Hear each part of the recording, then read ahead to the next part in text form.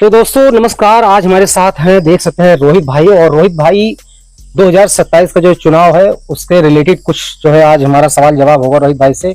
और देखते हैं कि 2027 में क्या होने वाला है और क्या चुनावी मुद्दा हो सकता है और क्या इन रोहित भाई का जो है क्या टॉपिक है उसके बारे में जानने की कोशिश करेंगे कि इनका भी आखिर जो युवा है तो ये क्या सोचते हैं। आज इस बारे में हम बात करने हैं। तो हमारी ऑडियंस कुछ कहना चाहते हैं रोहित भाई?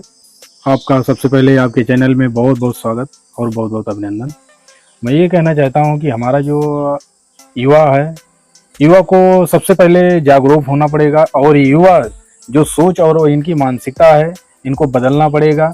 और आने वाली 27 का जो चुनाव है ये हमारे जो सबसे पहले बेरोजगार हैं, युवा हैं और मतलब आपका जो मेन मुद्दा है टॉपिक का वो है कि बेरोजगारी, शिक्षा। जी जी। और इससे पे है तो आज मैं लेकिन इस पे सवाल पूछे आपसे। सबसे पहला जो मेरा सवाल है ये है कि आप 2027 में बदलाव चाहते हैं कि मतलब यही गवर्नमेंट रहनी चाहिए या अदर गवर्नमेंट बदलनी चाहिए? नहीं, 27 में बदलाव जरूर होना चाहिए क्योंकि असल में हमारे संविधान में ही प्रस्ताव है कि ये 5 साल में सत्ता परिवर्तन होनी चाहिए। ओके। और परिवर्तन 5 साल में चेंज हो सके तभी ठीक है, क्योंकि असल में अगर रोटी को हम अगर पलटेंगे नहीं तो वो रोटी जल जाएगी। बिल्कुल बिल्कुल, ये बात सही है। और रोहित भाई एक चीज और आपसे पूछना चाहता हूँ कि जैसे कि इस गवर्नमेंट को बदलने का एक आपका मेन कारण बताइए। अब एक कारण बताइए आप, मेरा इस कमी रहेगी जो क्या जो ये गवर्नमेंट नहीं कर पा रही है, खामियां आप बताइए आप मुझे। कारण बस यही है कि असल में कारण किसी में नहीं निकाला है। अगर पिछली सरकार में देखा जाए तो उसमें भी कमियां होंगी और इसमें भी कमियां हैं, फिर भी हमें कोई सरकार से लेन देन नहीं है। 5 साल में सत्ता परिवर्तन होनी चाहिए। जैसे कि रोहित भाई मौजूदा गवर्नमेंट कहती है, आए दिन जो है उनके नेता विधायक और यहाँ तक कि नरेंद्र मोदी जी भी कहते हैं कि विकास हो रहा है, शिक्षा मिल रही है, रोजगार मिल रहा है लोगों को। तो ये युवा कहाँ किस चीज के लिए प्रोटेस्ट कर रहा है कि मतलब कि हमें रोजगार चाहिए, हमें शिक्षा?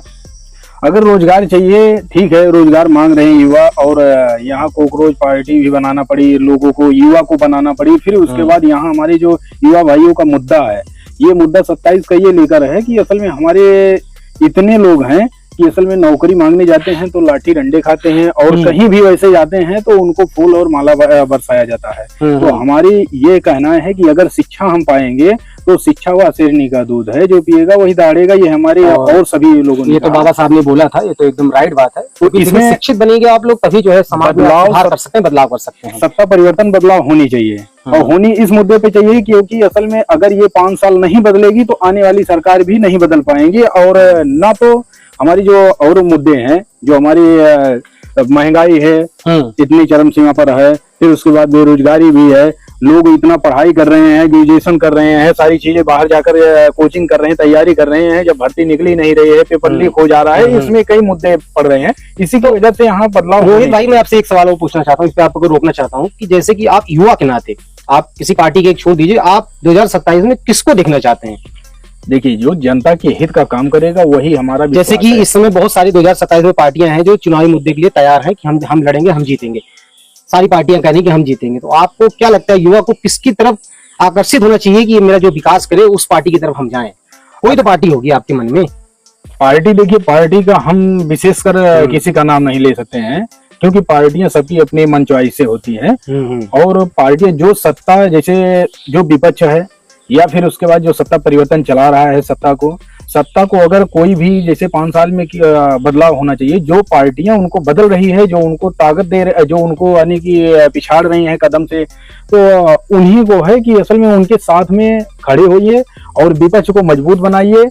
और सत्ता भी परिवर्तन 5 साल में ये होना चाहिए, जो मोदी जी हैं, योगी जी हैं, इनको भी ये होना चाहिए, करना चाहिए कि 5 साल में सत्ता परिवर्तन जरूर करना। रोहित भाई एक चीज और मैं